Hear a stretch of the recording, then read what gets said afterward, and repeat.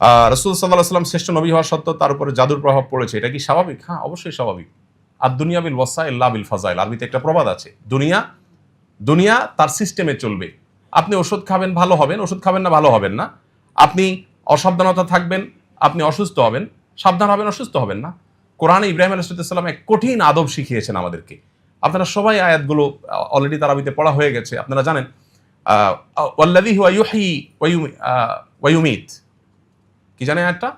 ওয়াইদা মারিজতু ফাহুয়া ইয়াশফিন ওয়াল্লাযী ইউমীতুনি সুম্মা ইউহয়ীন।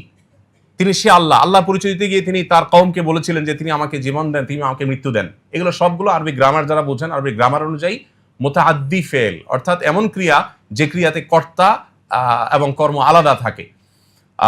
তিনজন ব্যক্তির প্রয়োজন হয়, তিনটা লাগে, কর্তা লাগে, কর্ম লাগে, যার উপর কর্মটা পতিত হবে, তিনটা লাগে। এরপরের বাক্যটা বলছেন ওয়াল্লাযী ওয়াইদা মারিজতু ফাহুয়া ইয়াশফিন, আমি যখন অসুস্থ হই তিনি আমাকে সুস্থ করেন। অদ্ভুত এক জিনিস আসলে। ইব্রাহিম ইসলাম বলছেন যে আমি যখন অসুস্থ হই আল্লাহ তখন আমাকে সুস্থ করেন। হওয়াটা দরকার ছিল কি? বিশেষ করে আপনারা যেহেতু মেডিকেল স্টুডেন্ট আছেন, টিচাররা আছেন, ডাক্তাররা আছেন, আপনাদের জন্য একটা খুব গুরুত্বপূর্ণ, রোগীদের অন্তত কাউন্সিলিং এর জন্য আমার মনে হয় খুব গুরুত্বপূর্ণ।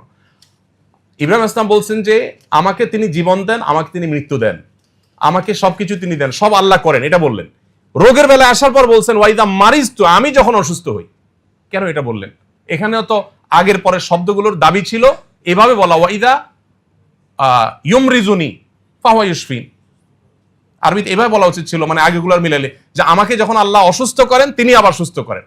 অসুস্থতাটাকে আল্লাহর দিকে সম্বন্ধ করেন নাই, অসুস্থতাকে নিজের দিকে সম্বন্ধ করেছেন। কারণ অসুস্থতাটা আমি বাধাইছি, আমার অসতর্কতার কারণে, দোষটা আমার। আল্লাহ সুস্থ করেন আপন অনুগ্রহে।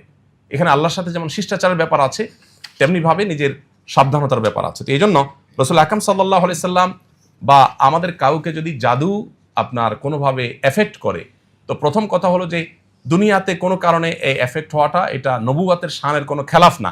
তবে হ্যাঁ, এটাও ঠিক যে রাসূল আকরাম সাল্লাল্লাহু আলাইহি সাল্লামের এই জাদুগ্রস্ত হওয়ার ঘটনা দ্বারাই কিন্তু আমরা সূরা ফালাক নাস পেয়েছি, জাদু থেকে মুক্তির উপায় পেয়েছি। এটা যদি না হতো হয়তো আমরা উপায় জানতাম না। আল্লাহ তাআলা এটা তার নবীর মাধ্যমে ঘটিয়েছেন আমাদেরকে সমাধান দেওয়ার জন্য। বাংলাদেশে যখন 27 রমজান, অন্যান্য দেশে 28 রমজান। এখন প্রশ্ন হলো আল্লাহ তাআলা কি এক এক দেশের জন্য এক এক রাতকে শবে কদর হিসেবে নির্ধারণ করবেন? হ্যাঁ, অবশ্যই। এক এক দেশে যদি এক এক দিন রমজান শুরু হতে পারে, তাহলে এক এক দেশে এক এক দিন শবে কদর, ওয়াই নট? সমস্যাটা কোথায়? এখন একটা মুশকিল হলো আমরা আল্লাহকে আমাদের মতো ভাবি। আমরা চিন্তা করি শবে কদরে আল্লাহ দুনিয়ার আসমানে নেমে আসেন। এখন বাংলাদেশের শবে কদর আজকে রাত্রে, সৌদি আরবে কালকে, তাহলে আল্লাহ আজকে নেমে আসলে কালকে আবার ওখানে নামবেন?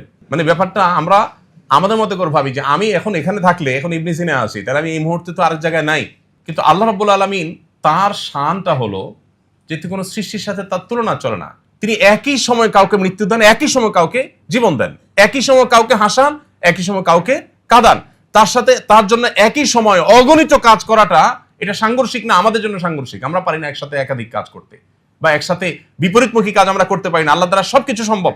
বিধায় আল্লাহকে আমরা আমাদের মতো করে যখন ভাববো, তখন অবশ্যই আমরা অনেক উত্তর খুঁজে পাবো না। কিন্তু যখন আমরা এটা জানবো যে আল্লাহ তো স্রষ্টা, তিনি তো সৃষ্টি না।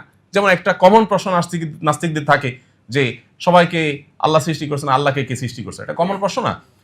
দেখুন, এই প্রশ্নটাই একটা অবান্তর প্রশ্ন। কারণ আল্লাহকে কে সৃষ্টি করেছেন, এই প্রশ্নের পেছনে লুকিয়ে আছে আল্লাহকে সৃষ্টি হিসাবে ট্রিট করা। তার মানে আপনি আগে ধরেই নিয়েছেন যে আল্লাহ একজন সৃষ্টি, নাউজুবিল্লাহ, তাহলে তার স্রষ্টাকে। আল্লাহ যদি সৃষ্টি হয় তাহলে স্রষ্টা কে হবে? স্রষ্টা তো কাউকে হইতে হবে। যদি স্রষ্টা হবেন, তার আবার সৃষ্টি যদি থাকে, তাহলে স্রষ্টা হলেন কোত্থেকে? তাহলে আল্লাহকে আপনি আপনার মতো চিন্তা করছেন যে আমার তো একজন স্রষ্টা লাগে, সবকিছুরই স্রষ্টা লাগে, তাহলে তারও লাগবে।